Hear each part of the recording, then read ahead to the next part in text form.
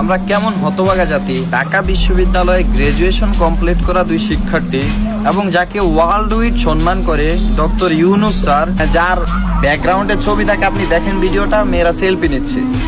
এটা কিন্তু অন্য রাষ্ট্রে, বাংলাদেশে না।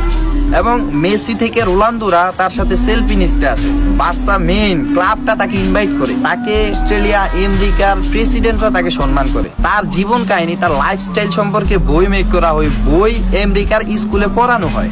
তার সম্মান যে কত ঊর্ধ্বে আমরা বাঙালিরা হয়তো জানি না।